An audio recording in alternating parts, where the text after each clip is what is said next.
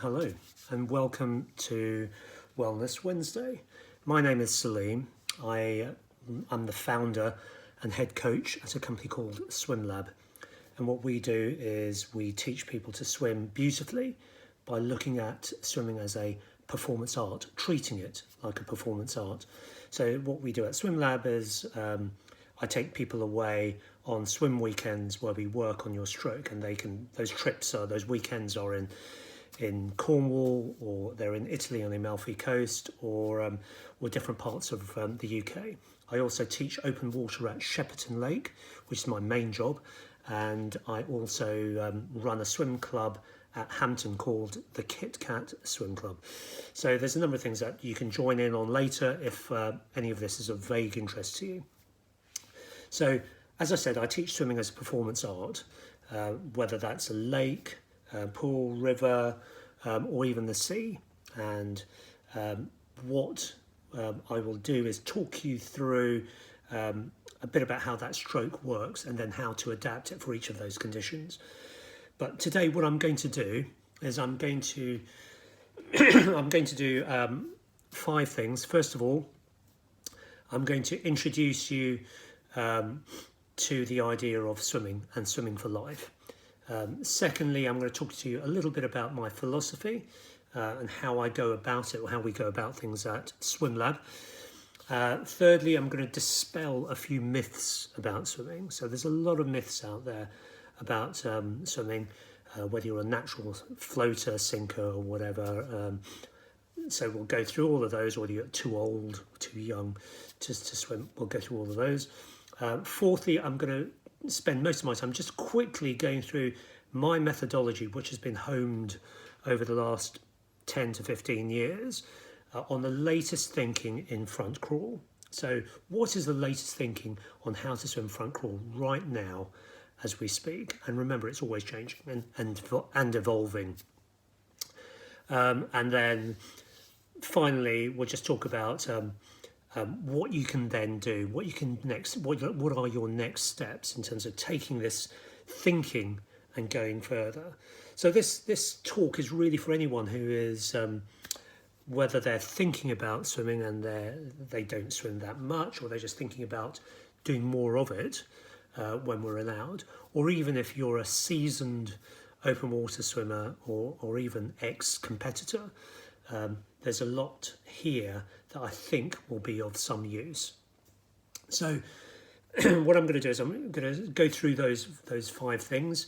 The first one of those was, as I said, we treat swimming as a performance art, and your speed, your increased speed, your increased efficiency are the usual byproducts of that, but we don't focus on that to start with. And it's all about body alignment. So everything's focused on body alignment and swimming with some degree of efficiency.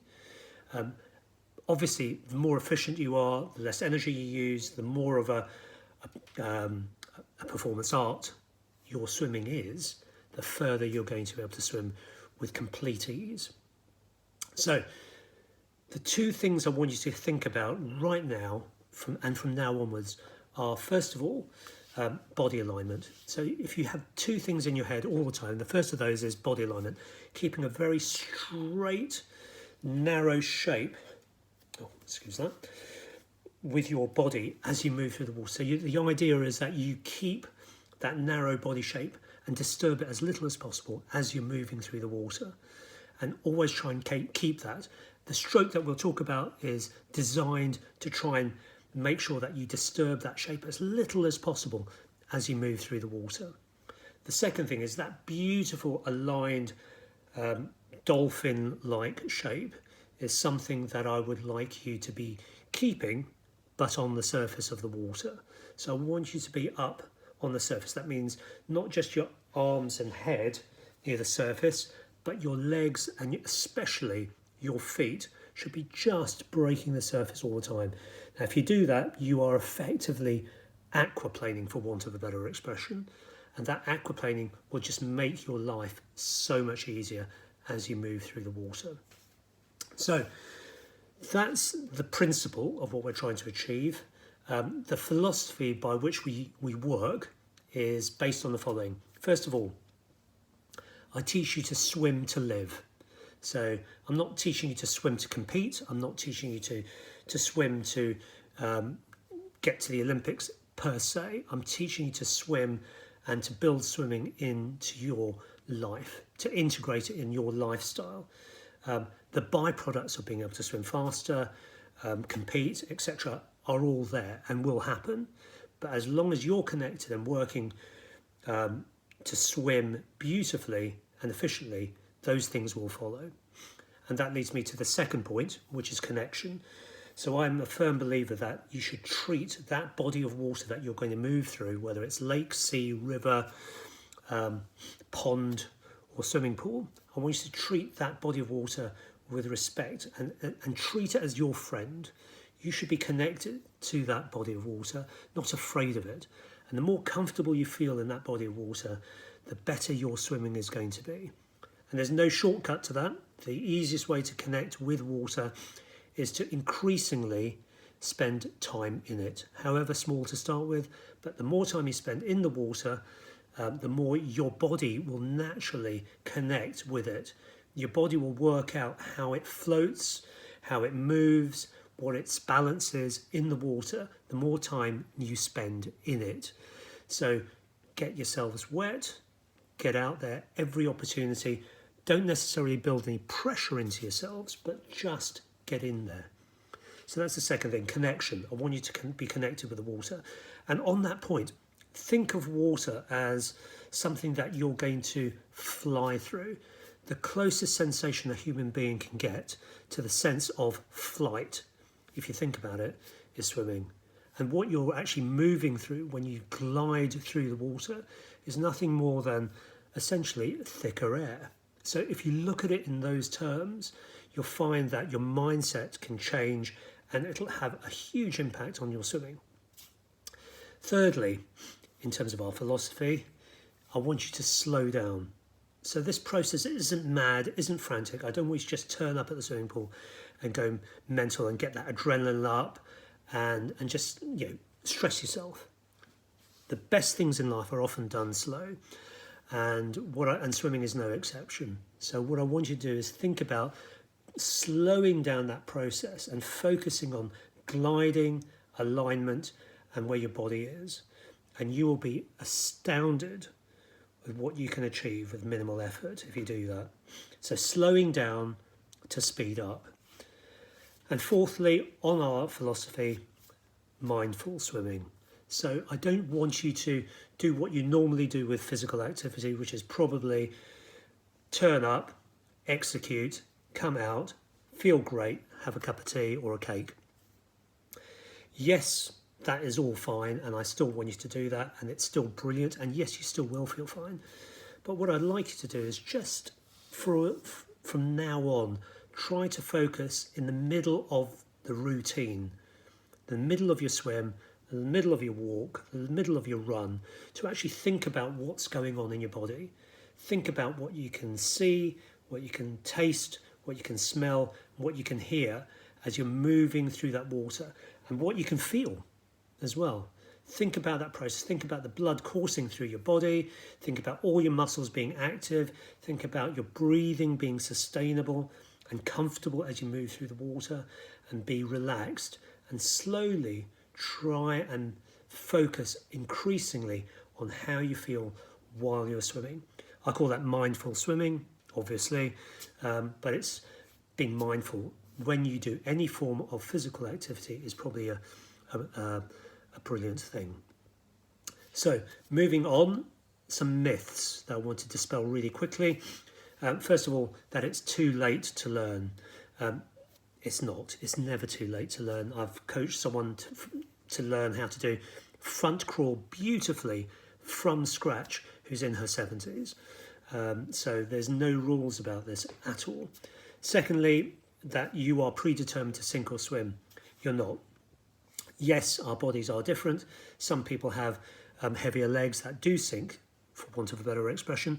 But all that means is that you adapt your stroke and some of the things we're going to talk about later differently. So we all swim slightly differently to accommodate the subtle nuances about our bodies, and that we're all different, and we're all asymmetric in some way or another. And what we need to simply do is work out what those asymmetries are and embrace them, and then work with them. The best athletes in the world, 70–80% of the best athletes in the world, whether they're swimmers or even runners like Usain Bolt, are asymmetric. So remember that. Embrace your asymmetry, and let's work with that when you're doing your swimming. Thirdly, another myth is that there is a perfect way to do front crawl. There isn't. I've been working on it I've been swimming for over 54 years, since I was about 4. And I've been teaching for at least 20 of those. And I've seen a lot of changes in how the strokes evolved and changed. And it still is. And that's not just front crawl, it's breaststroke, butterfly and backstroke.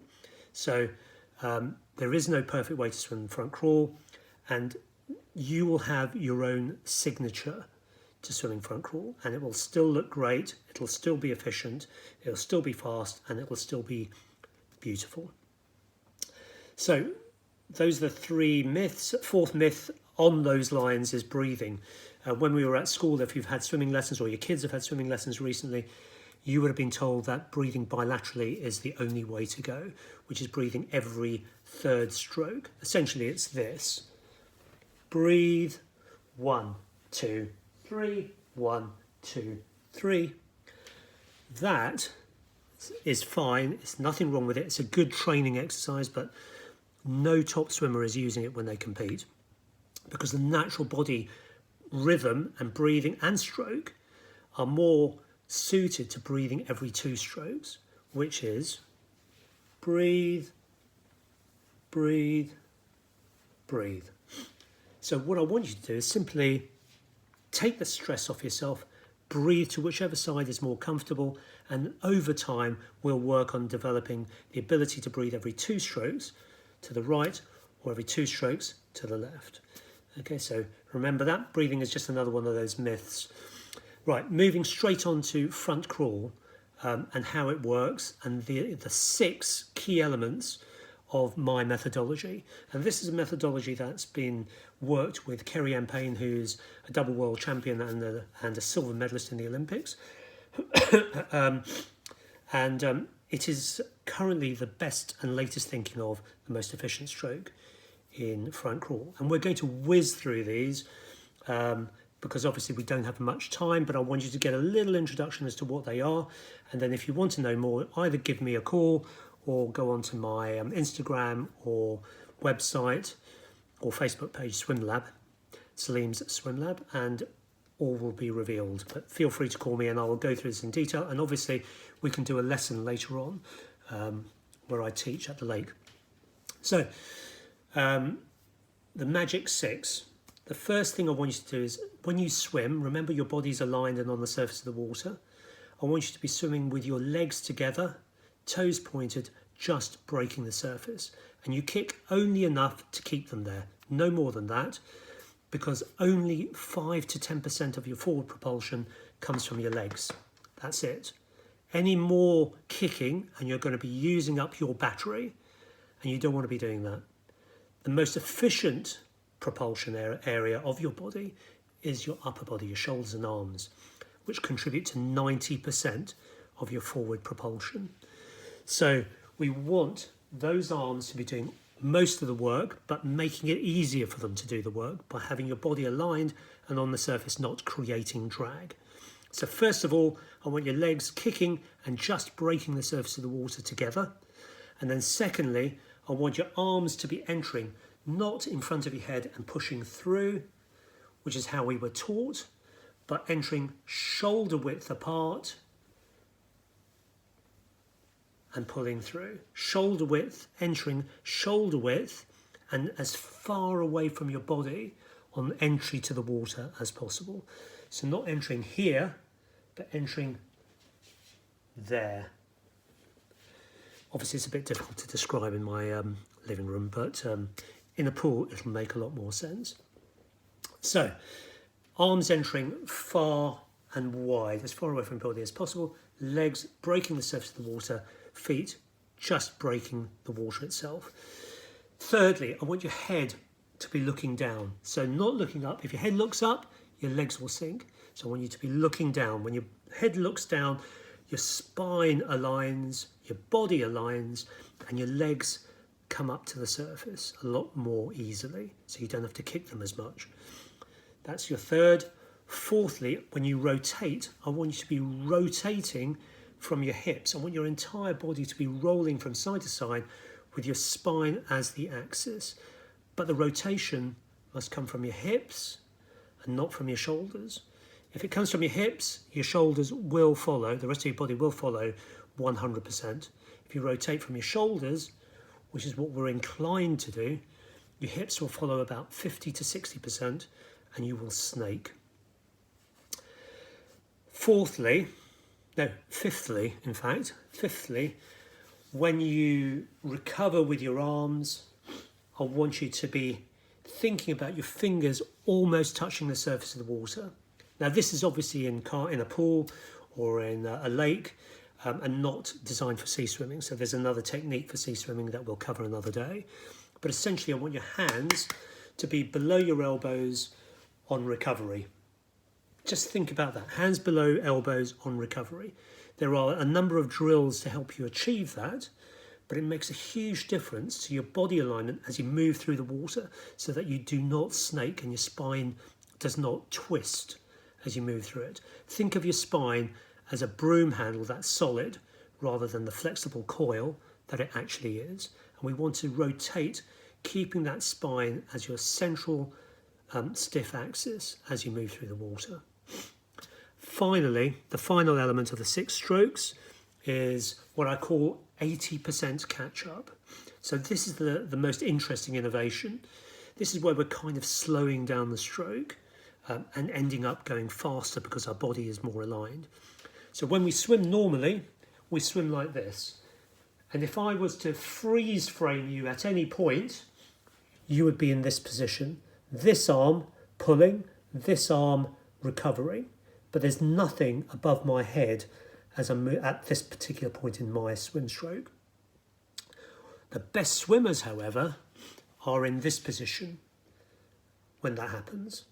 So their left arm is still out there and still in front of them, while this arm is recovering, and it's still there until this point before there's a switch. So one arm is effectively almost catching up with the other arm. That means you take fewer strokes, but your body is far more aligned as you move through the water, and you end up gliding through the water. Now, whilst this seems and even sometimes feels counterintuitive, you do move through the water so much faster simply because of your alignment, your improved alignment. So it's not something that you can do overnight. There are drills that you can build into your swimming, to your stroke, when you're on your own at the pool. And I can help you by giving you what those drills are to slowly educate yourself to using these 6 key elements to improve your stroke. And over time, you will turn out into a, for want of a better word, swim god by just using these. So the next steps, there are a few bits of kit that ideally, if you take this seriously and want to go any further, I would suggest you get. One is a kickboard, one is a pull buoy, the thing you put between your legs, and what's the final thing? Oh yes, swim fins, flippers, but dedicated for swimming. I would like you, until the pool's open, which is imminently, to keep up the yoga. Yoga is a fantastic thing for body alignment and core strength, which will be instrumental when we do our swimming. If you do get in, one of the things you can do if you are not feeling super fit straight away, which you won't be because you haven't been swimming for so long, is just simply go in and play in the water. Practice floating with your arms above your head and your arms by your side. See the difference. Push off from the side in the most streamlined position you can be, and just see how far you glide without taking a stroke.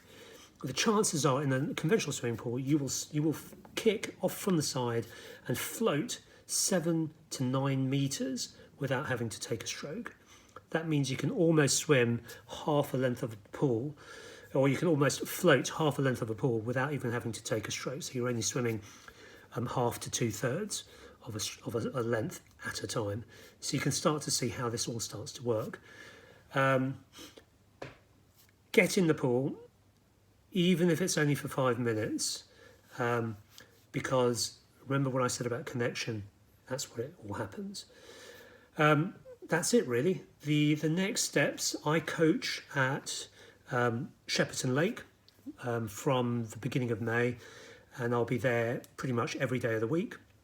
You can get hold of me through this or on SwimLab.com, Facebook, SwimLab.com, or my website, which is swimlab.org.uk. And also my Instagram, which has got a lot of this stuff and a few videos that I throw on all the time. Anyway, sorry it was all rushed. Hope you found that vaguely useful, and hope to see you out there. Take care. Bye.